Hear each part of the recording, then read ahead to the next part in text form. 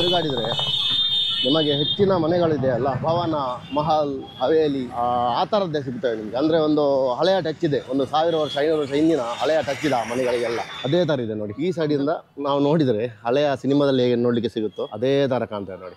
ಅಲ್ಲಿ ಕಾಣ್ತಿದೆಯಲ್ಲ, ಅದು ಕೂಡ ಒಂದು ದೇವಾಲಯ. ಇದು ಶ್ರೀರಾಮ ಭಾಗವತ ಆಶ್ರಮ ಅಂತ, ಇದು ಪ್ರೇಮನಿಧಿ ಕುಂಜ ಅಂತ. ಈ ಮನೆಗಳು ನೋಡಿ, ಒಂದು ಮಹಲ್ ಥರ ಇದೆ ನೋಡಿ, ಅರಮನೆ ಥರ, ಪುಟ್ಟ ಅರಮನೆ ಥರ ಇದೆ ನೋಡಿ. ಇದಿರೋದು ನೈಘಾಟ ಪಕ್ಕನೇ. ಇದು ಸರೈ ನದಿಯ ಒಂದು ಕವಲ ಅಂತ ಹೇಳಿದ್ದಲ್ಲ, ಆಗ ವಿಡಿಯೋದಲ್ಲಿ ತೋರಿಸಿ ಅದರ ಈ ಕಡೆ ಶ್ರೀ ದಿವ್ಯ ಕಲ್ಲಕುಂಜ ಅಂತ ಇದು ಕೂಡ ಹಳೆಯ ಮನೆ ನೋಡಿ. ಅಲ್ಲೊಂದು ಕಾಣ್ತಾ ಉಂಟು ಎಂಥದ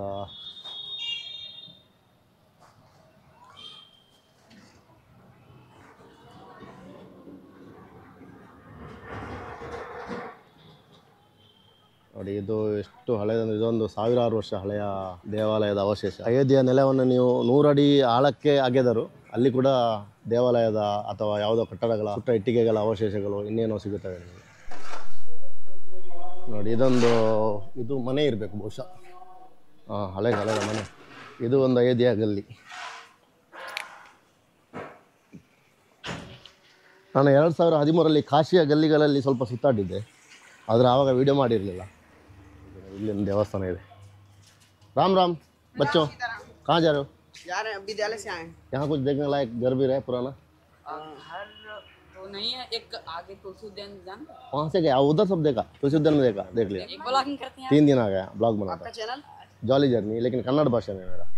ನೋಡಿ, ಈ ಮಕ್ಕಳು ಸಂಸ್ಕೃತದ ವಿದ್ಯಾಭ್ಯಾಸ ಮಾಡ್ತಾ ಇದ್ದಾರಂತೆ, ನನಗೆ ಇಲ್ಲೇ ಸಿಕ್ಕಿದ್ರು. ಇದು ರಾಮ್ ಹರ್ಷನ್ ಕುಂಜ ಅಂತ, ಬಹುಶಃ ಇದು ವೇದಾಧ್ಯಯನ ಕೇಂದ್ರ ಇರಬೇಕು. ಶ್ರೀ ಸಿದ್ಧಿ ಸದನ್. जय श्री राम. आप क्या यहाँ पढ़ाई करते हो? जी जी संस्कृत का? जी जी बहुत अच्छा है, बहुत खुशी की बात है. ಶ್ರೀ ಅರ್ಜುನ್ ದಾಸ್ ದ್ವಾರ ಅಂತ ಇದರ ಹೆಸರು. ಇದರ ಒಳಗೂ ಕೂಡ ದೇವಾಲಯಗಳಿದೆ ನೋಡಿ. ಇದೇ ನೋಡಿ ಜಾನಕಿ ಮಹಲ್. ನಾವು ಮಹಾದ್ವಾರದಿಂದ ಒಳಗಡೆ ಹೋದರೆ ಈ ಜಾನಕಿ ಮಹಲ್ ದೃಶ್ಯ ಈ ಥರ ಇದೆ ನೋಡಿ. ಇಲ್ಲೆಲ್ಲ ಹೋಮ ಹವನಗಳನ್ನು ಮಾಡ್ತಾರಂತೆ. ಇಲ್ಲಿ ಮಧ್ಯಾಹ್ನ 50 ರೂಪಾಯಿಗೆ ಊಟ ಸಿಗ್ತದೆ. ನೀವು ಹೋಟೆಲಲ್ಲಿ ಊಟ ಮಾಡಿದರೆ 100 ರೂಪಾಯಿ ತನಕ ರೇಟ್ ಹಾಕ್ತಾರೆ.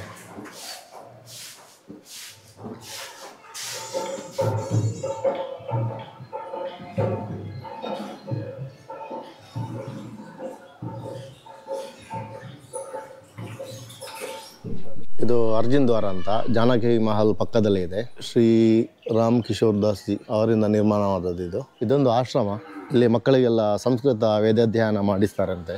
ಅಯೋಧ್ಯೆಯಲ್ಲಿ ಆಶ್ರಮಗಳು ತುಂಬ ಸಾಕಷ್ಟಿವೆ. ಇಲ್ಲಿ ಮನೆಯೇ ದೇವಾಲಯ ಅಥವಾ ದೇವಾಲಯಗಳು ಮನೆಯ ಅಂತ ಹೇಳಿಕ್ಕೆ ಆಗ್ತಾ ಇಲ್ಲ. ಅಂದರೆ ಪ್ರತಿಯೊಂದು ಮನೆ ನಿಮಗೆ ದೇವಸ್ಥಾನದಂತೆಯೇ ಇದೆ. ಮತ್ತು ಒಂದು ಮನೆ ಇದ್ದರೆ ಅದರ ಪಕ್ಕದಲ್ಲಿ 2 ದೇವಸ್ಥಾನಗಳಿವೆ. ಇದು ಶ್ರೀ ಸಿದ್ಧ ಬಾಬಾ ಶ್ರೀ ನರಸಿಂಹದಾಸ್ ಜಿ ಕಾ ನೈ ಛಾವಣಿ ಅಂತ ಇದರ ಹೆಸರು. ಮಠ ಇದು.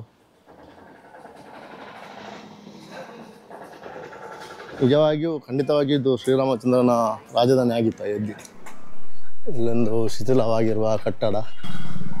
इसके अंदर जा सकता हूँ मैं? इसके अंदर जाके आ सकता हूँ? इधर से नहीं जा सकते क्या? इसके अंदर मंदिर है? घर है. यहाँ से नहीं जा सकते ना? बाहर से थोड़ा दिखाता हूँ यहाँ से.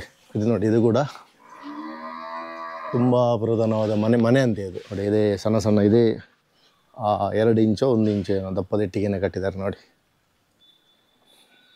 ಇದೊಂದು ಬಾಗಿಲು ಥರ ಇತ್ತು. ಇದು ರೂಮ್ ನೋಡಿ, ಆಗಿನ ರೂಮ್, ಆಗಿನ ಕಾಲದ್ದು ನೋಡಿ.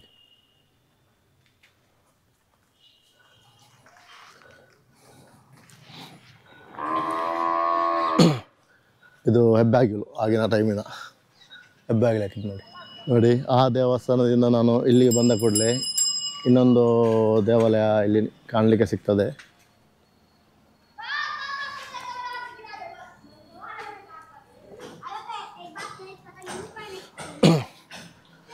ಇದು ಕೂಡ ಒಂದು ಅರಮನೆ ಥರನೇ ಇದೆ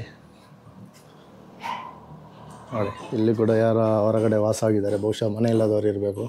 ಹೆಚ್ಚಿನ ದೇವಾಲಯದಲ್ಲಿ ಯಾರ್ಯಾರು ಅತಿಕ್ರಮಣ ಮಾಡಿ ಕೂತಿದ್ದಾರೆ.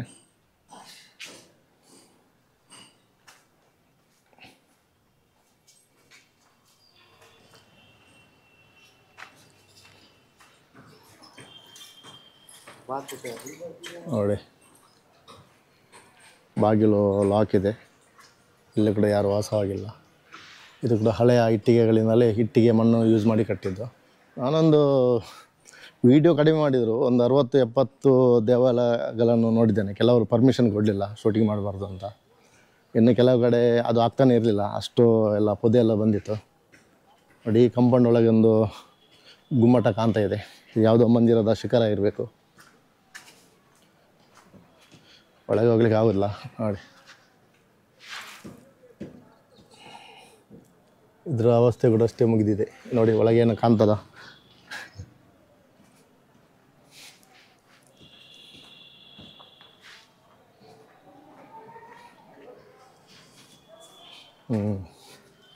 ಹೌದು, ಇಲ್ಲೂ ಏನೋ ಒಂದಿತ್ತು ದೇವಾಲಯ. ಇದು ಶಿಖರ ಥರ ಕಾಣ್ತದೆ ನೋಡಿ. ಇಲ್ಲೊಂದು ಹಳೆಯ ಅರಮನೆ ಥರ ಇದೆ. ಈ ನನ್ನ ವಿಡಿಯೋ ಇಷ್ಟ ಆದರೆ ದಯವಿಟ್ಟು ಸಬ್ಸ್ಕ್ರೈಬ್ ಮಾಡಿ, ಶೇರ್ ಮಾಡಿ ಮತ್ತು ಕಮೆಂಟ್ ಮಾಡಿ.